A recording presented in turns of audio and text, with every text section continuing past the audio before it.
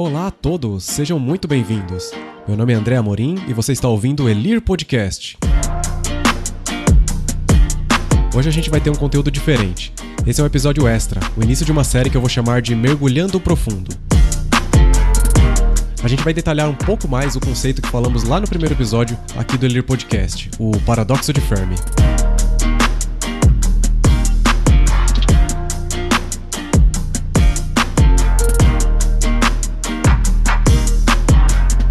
Bom, a gente sabe que a cada estrela no céu é um potencial Sol para algum planeta. O Enrico Fermi, que é físico, que dá o nome para essa teoria, assim como nós, perguntou: cadê todo mundo?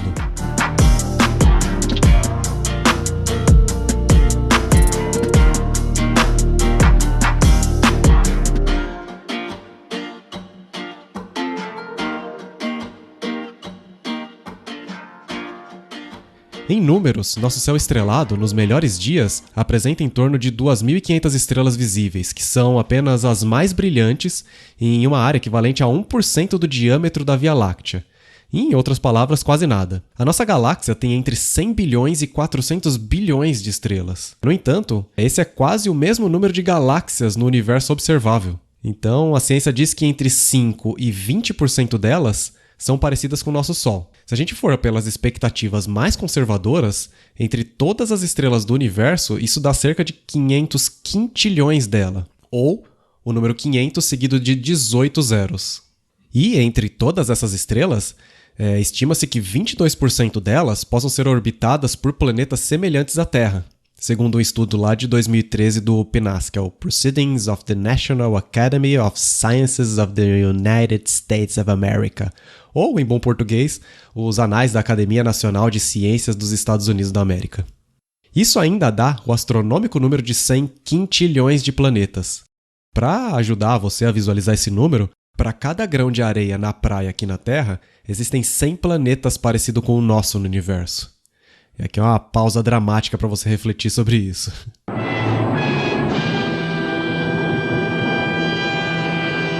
Bom, se a gente considerar que durante os 14 bilhões de anos de existência do universo, só 1% desse número de planetas tenha desenvolvido vida inteligente igual à Terra, isso ainda dá o enorme número de 10 quatrilhões de civilizações inteligentes. E, se a gente fizer esse exercício aplicando apenas a Via Láctea, a gente chega no número de 1 bilhão de planetas parecido com o nosso e 100 mil civilizações inteligentes. Aqui do nosso lado, no nosso quintal. Mais uma pausa dramática para você, tá bom?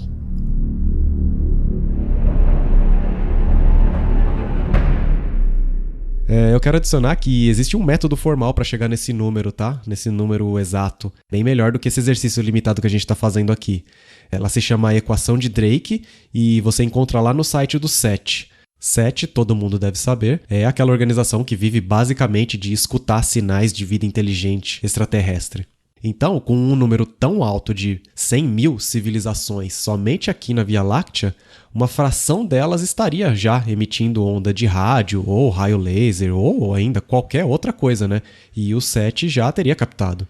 Mas a real é que nunca recebeu nada, né? Então, novamente, cadê todo mundo?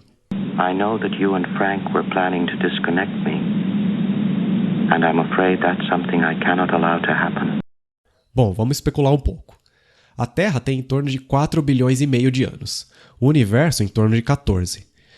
Já é sabido que existem planetas que são parecidos com o nosso e que são muito mais velhos.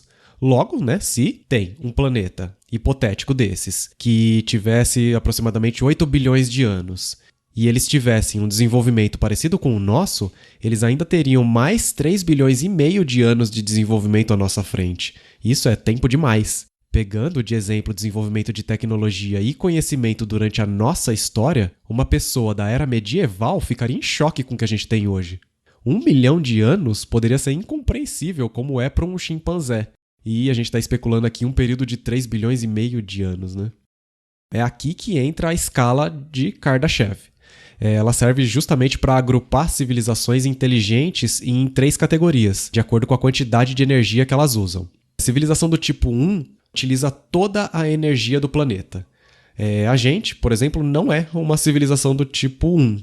O Carl Sagan, que é o famoso professor, né, astrônomo, cientista americano, criou uma fórmula para essa escala, né, que ele coloca a gente ali como uma civilização tipo 0.7. A gente está quase lá. Uma civilização do tipo 2, ela consegue colher, armazenar e utilizar toda a energia do seu sistema solar.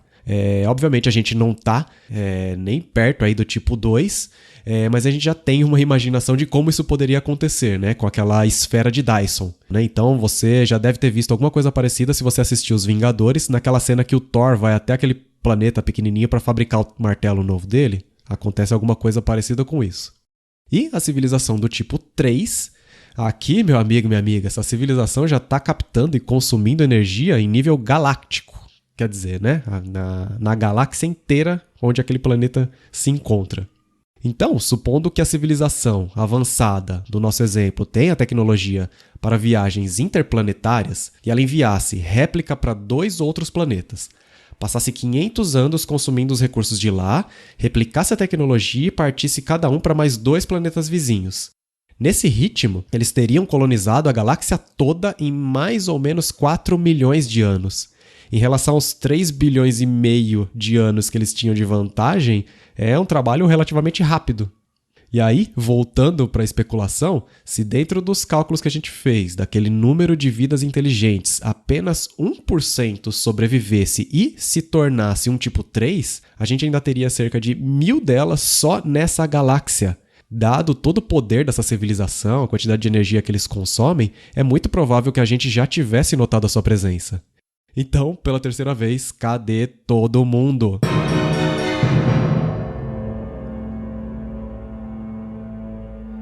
Ok, esse é o paradoxo de Fermi, que é a grande contradição entre a falta de evidência de vida extraterrestre e as várias altas estimativas da sua probabilidade. Uma curiosidade sobre essa insistência nessa pergunta cadê todo mundo que eu fiz toda hora. O paradoxo de Fermi, ele ganhou esse nome por conta de uma conversa que ele estava tendo com um companheiro deles lá, também físicos, né? O Edward Teller, o Herbert York e o Ennio Konopinski. Eles estavam lá conversando sobre casos de OVNIs que estavam acontecendo ali em torno de 1950, e aí eles falam que nesse momento que eles estavam conversando, o Fermi soltou essa frase aí, cadê todo mundo?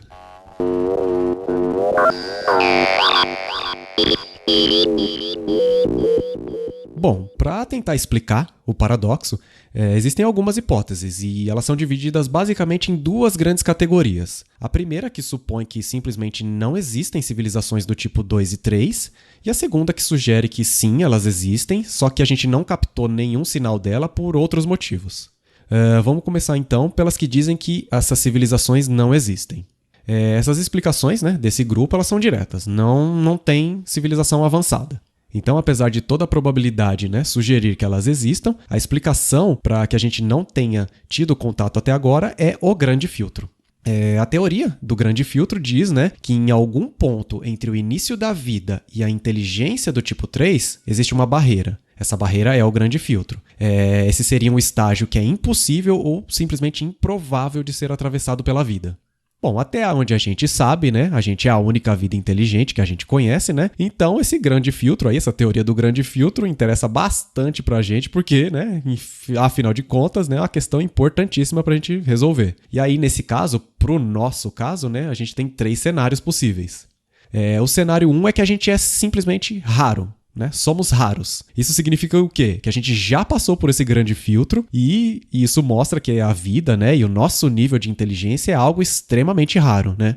Bom, esse cenário explica por que não existem civilizações do tipo 3, né? Logo, né, somos nós raros, a gente não é nível tipo 3.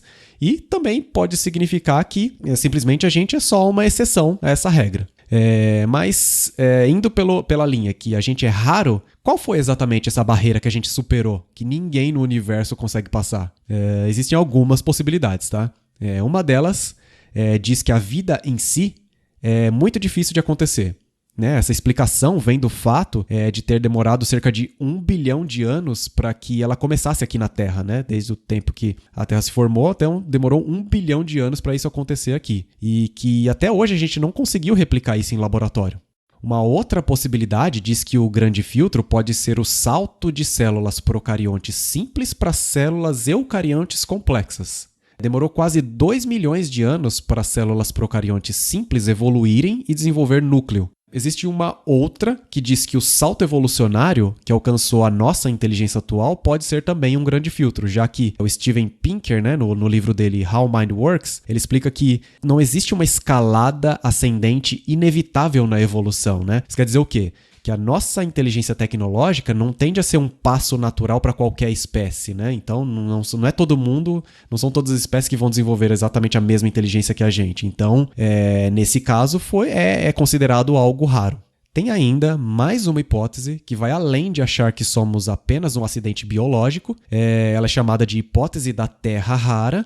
A ideia aqui é que, apesar dos milhares de planetas, né, que a gente já viu, que são similares aos nossos, espalhados pelo universo, somente aqui na Terra existem as condições ideais para que a vida aconteça. Seja por conta da composição do nosso sistema solar, ou seja em relação à própria Lua, que por sinal ela é muito grande, né, em relação ao nosso planeta.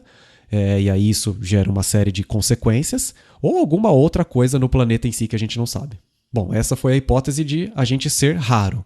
A segunda hipótese diz que simplesmente somos os primeiros. Então, nesse caso, não tem um grande filtro, mas significa que do Big Bang até hoje, as condições no universo estão alcançando um nível que permite desenvolvimento de vida inteligente. Então, a gente estaríamos, por acaso, no caminho de ser a primeira civilização do tipo 3. O que explica essa teoria são um evento de explosão de raio gama que basicamente destrói tudo que tem na volta dele, né? Então, desde o princípio do universo, né, com toda essa agitação, demorou muito para que a vida encontrasse condições menos adversas para poder perseverar. E que nessa seja a primeira vez que isso esteja acontecendo na história, né? Então, estamos no momento certo. Então, chegamos na terceira probabilidade. Então, se a gente não é raro nem ao primeiro, então quer dizer que o grande filtro está na nossa frente, né? Então, ele está chegando. Isso significa o quê? Que a vida se desenvolve, então, até mais ou menos onde a gente está e alguma coisa acontece impedindo que ela alcance o terceiro estágio.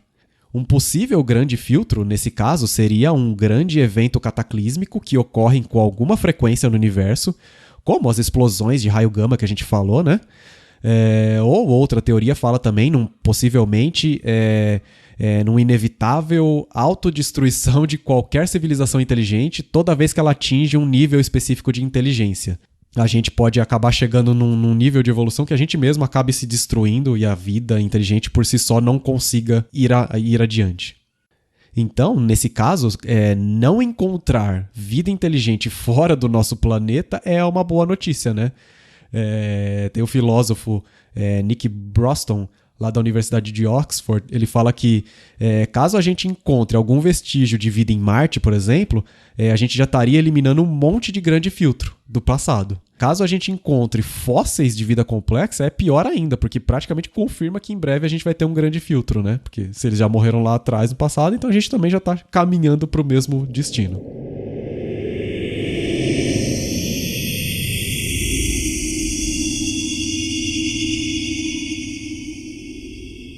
Bom, agora o segundo grupo de explicações, né, que dizem que as civilizações do tipo 2 e 3 existem, mas tem alguma razão lógica para que a gente não tenha ainda tido esse contato. Logo de cara tem o argumento de que as nossas buscas alcançam, até o momento, né, alcançaram mais ou menos 100 anos-luz, o que dá 1/10 da nossa galáxia, e que elas começaram há mais ou menos 20 anos, quer dizer, quase nada, né? Então, esse grupo ele tem diversas teorias. A gente vai falar de 9 delas aqui. A primeira é que a vida inteligente pode ter visitado a Terra já antes da gente estar aqui. Os seres humanos conscientes apareceram há mais ou menos uns 50 mil anos atrás. O que é nada se a gente for comparar com a idade do universo. Se a gente tiver recebido visita antes disso, ninguém percebeu o tamanho do evento que tinha acontecido, né? Se ocorreu depois desses 50 mil anos, os nossos colegas caçadores e coletores devem ter tido uma experiência sem precedentes, né? Eles não tiveram nem condições de registrar para a posteridade, né? Já que a nossa história documentada tem aproximadamente uns 5 ou 6 mil anos. A segunda diz que a galáxia já foi colonizada, mas a gente se encontra num local dela que é totalmente despovoada. É capaz que a nossa localização na galáxia nem seja interessante e, portanto, é totalmente descartada, enquanto outros sistemas solares mais centrais estejam lá em comunicação. A terceira é bem legal, inclusive. O conceito de colonização física é tão comicamente atrasado para uma espécie tão avançada que simplesmente não acontece. Pensando numa civilização do tipo 2, que consegue usar a energia da sua própria estrela completamente, pode ter criado um ambiente tão satisfatório para eles, que supre todas as suas necessidades, que explorar o resto do universo que é pouco desenvolvido parece ser uma tarefa tão desinteressante que eles nem saem de casa. E se a gente pensar numa civilização mais avançada ainda, do tipo 3, eles poderiam considerar o mundo físico um lugar tão primitivo a ponto deles terem dominado a biologia deles, transferido a consciência para uma realidade virtual ou alguma coisa parecida e basicamente eles têm uma vida eterna lá. Então o mundo físico seria algo impraticável para eles.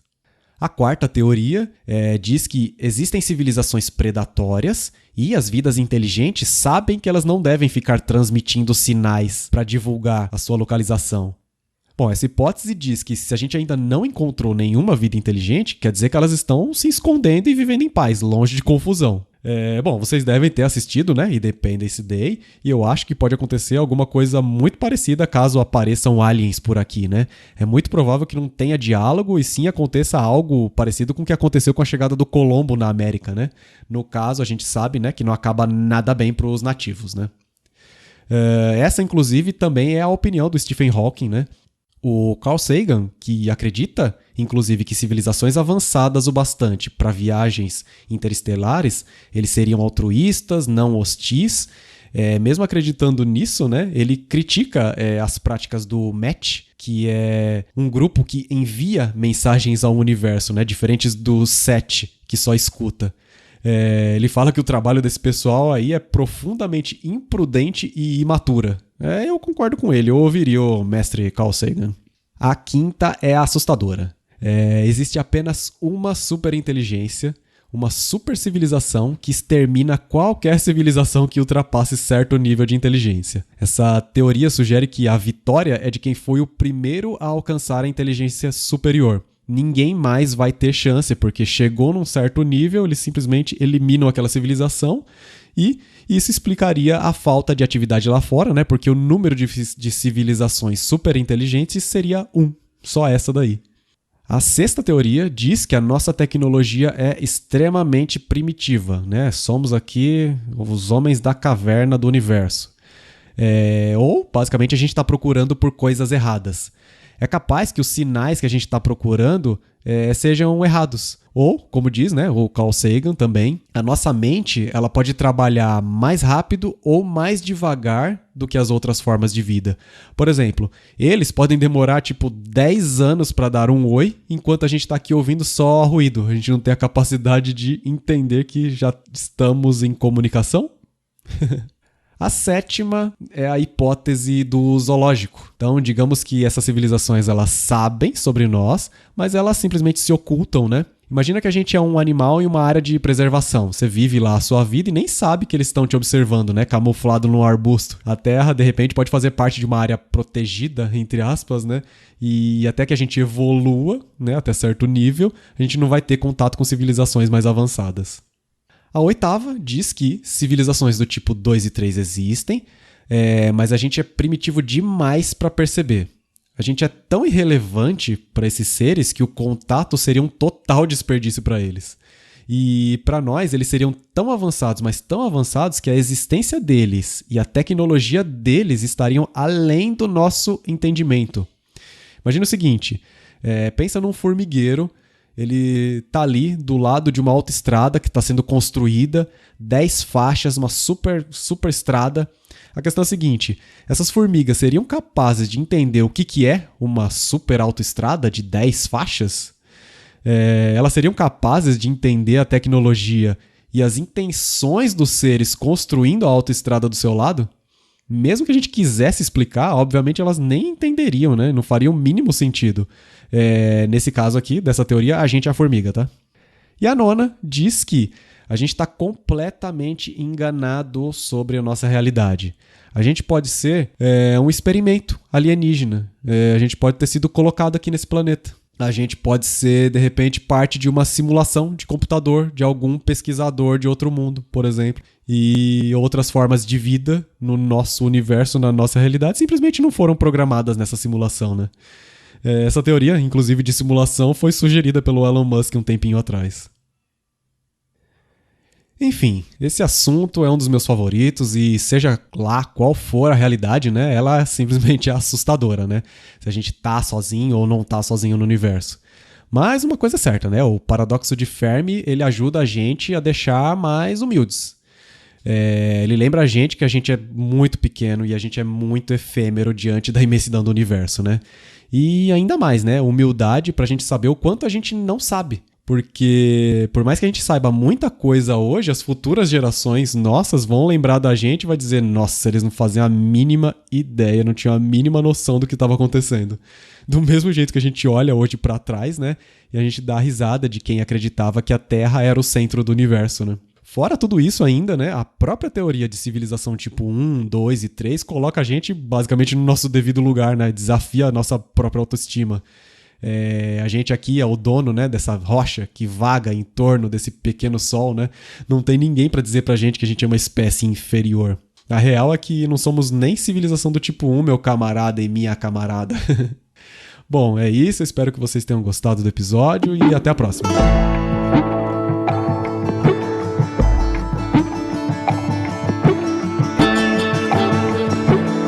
E esse foi mais um episódio do Elir Podcast. Se você gostou, entre agora mesmo em elirpodcast.fm ou na sua plataforma de podcast favorita. A gente se vê na próxima.